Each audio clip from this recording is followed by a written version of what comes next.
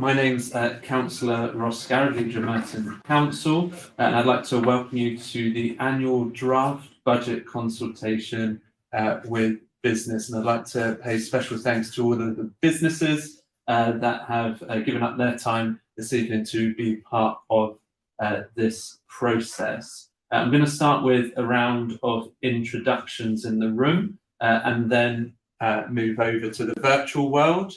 And we'll start on my right. Good evening, everyone. My name is Sarah Murtagh and I'm the Head of Revenues. Hello, I'm Councillor Billy Christie. I'm the Cabinet Member for Finance and Corporate Services. I'm Councillor John Oliver. I'm a Member for West Farms Ward. Good evening, Roger Kershaw, Director of Finance. Asad Mushtaq, Executive Director of Finance Digital. Good evening, James McGinley, Assistant Director of Sustainable Communities. Michael Patterson, Councillor for Cannon Hill. Thank you, Michael. And we'll go online if that's possible. If we could start with Craig. Oh, yeah. Can you hear me? Yeah. Excellent. Yeah, good evening, everyone. I'm Craig Hurring. I'm Chief Executive of Love Wimbledon, which is the Business Improvement District for Wimbledon Town Centre. Brilliant. Thank you, Craig, and welcome. And then is it Laxman?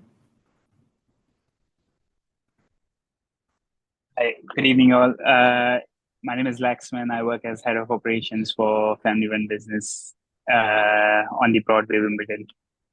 Welcome. Thank you for coming. John? Yeah, good evening. Thanks very much. I'm John DePrano from DS Security Group and also Chair of SWBA, one of the bids in the borough. Brilliant. Thank you very much, John. I've just got a few, I think, routine things to read out, so if you bear with me. So under Section 65 of the Local Government Finance Act 1992, the Council has a statutory duty to consult with ratepayers on its proposed expenditure for the following financial year. Merton's proposed draft budget looks ahead to the next financial year and gives both the local and national context in which the Council's budget is set against. Current economic conditions continue to place huge pressure on the public sector, with costs of delivering local services rising way beyond any increase in funding for councils. However, Merton has a strong track record of financial management and will continue to provide the numerous different services our residents require, from waste and recycling to business support and community safety. And I'll begin by handing over to Councillor Billy Christie, Cabinet Member for Finance, who will say a few words. Yes, thank you, Leader, and thank you everyone for joining this evening. As I said, I'm the Cabinet Member for Finance and Corporate Services. That means it's my job to ensure that we first of all set a balanced budget every year, and it's my job to make sure that every penny we spend is good value for money. It won't come as any news to you. You'll have seen it in the news that councils around the country are finding it harder and harder to keep their finances on track. Fortunately, we're doing a good job here in Merton, but because of cuts to the funding that we receive from central government, that means a bigger and bigger portion of the money we do have available to use comes from council taxpayers and business ratepayers such as yourselves, which is why it's so important for us to hear from you about what your priorities are for the council's budgets in the year ahead and the years to come. I think later on, James is going to go through some of the many things we're doing to try and support businesses in the borough. But if there's more you think we should be doing, we want to hear about it.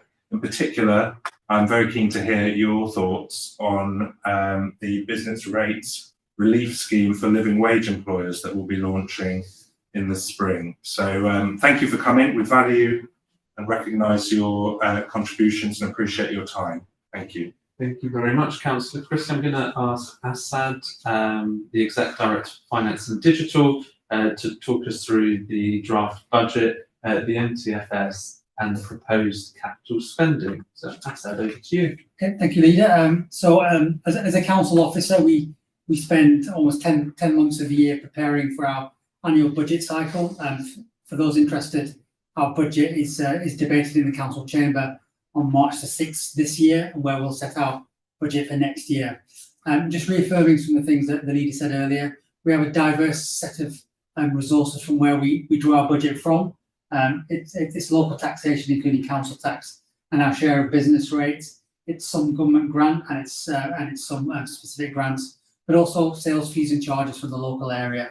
The proportion of government grants diminished over the last 15 years, and there's more reliance on local contributions to fund our services. We're a diverse organisation. We run lots of services from social care to collecting the bin to education and to lots of other corporate services and frontline services.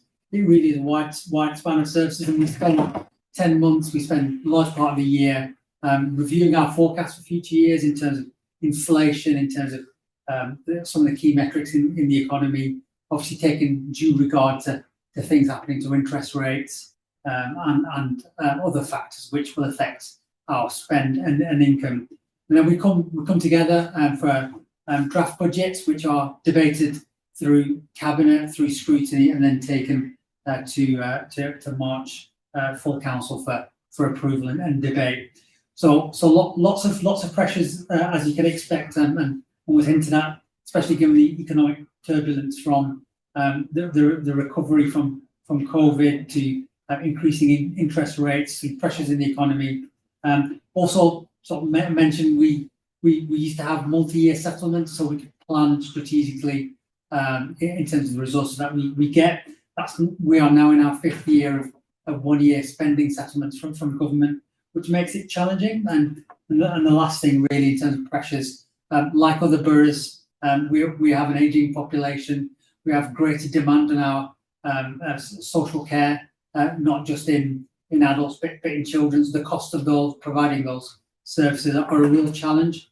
And also homelessness is a significant issue across London, less so in Merton, but we are seeing an uptick. So there's lots of things to balance in terms of keeping those core services running and resourced, as well as sort of delivering on ambitions for the council and for the administration.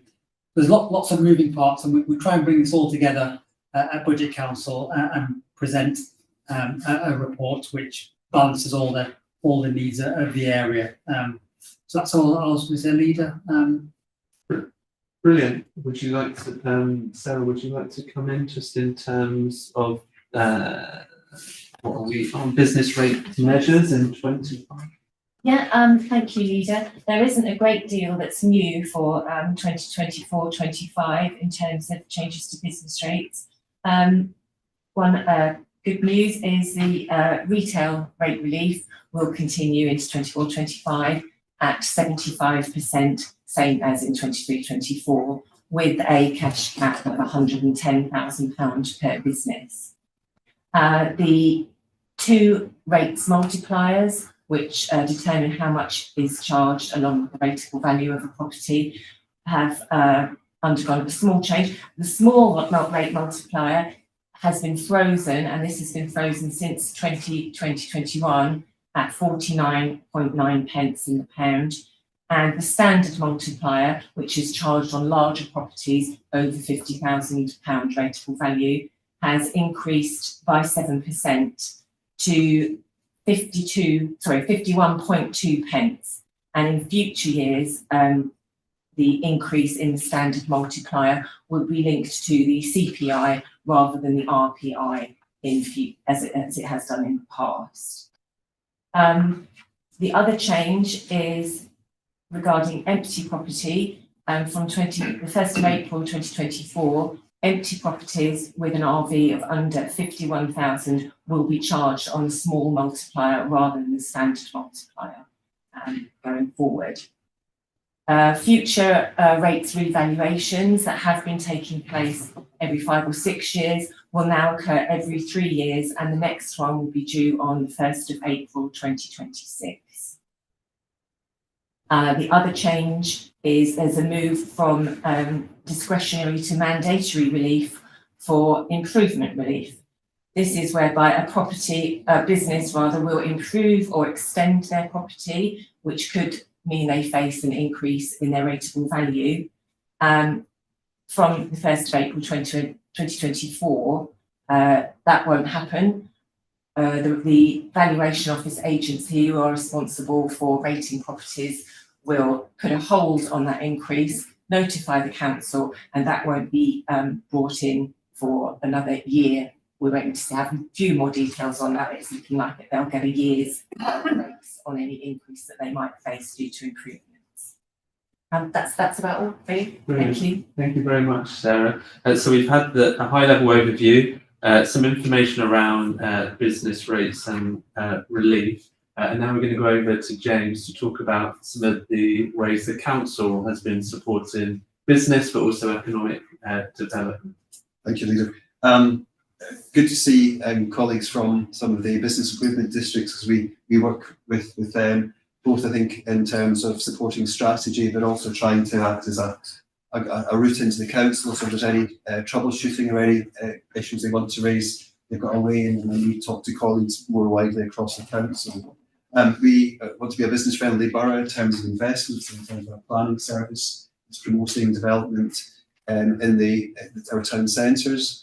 An example of that is we have affordable workspace, 5 affordable workspaces in the east of the borough from Morden through to Mitcham. We've done in conjunction with the big programme, which is across the South London partnership area. And we have workspace with low-cost accommodation, Cannon's House, Vestry Hall, for example, Wimbledon Library, the Workery, which is a fairly new one in Mitcham Library. And that's really to promote small businesses and micro businesses, or micro businesses up to 10 employees, small businesses up to 50. And indeed, we have one of the businesses, which is Avanti, which is a mental wellbeing community interest company, won an award across the whole of the South London area. So that's 4 of our neighbouring boroughs through that big South London innovation programme I mentioned. We recognise that we've got to get the balance right between attracting businesses, but also having a workforce that's there ready for employment, and focusing on some of the growth areas in London and the country. So we have some dedicated funding that supports business advice to the micro and the small business, and that can be to help with how you navigate your way through the tax system and all the various bureaucracy that goes around starting up your business.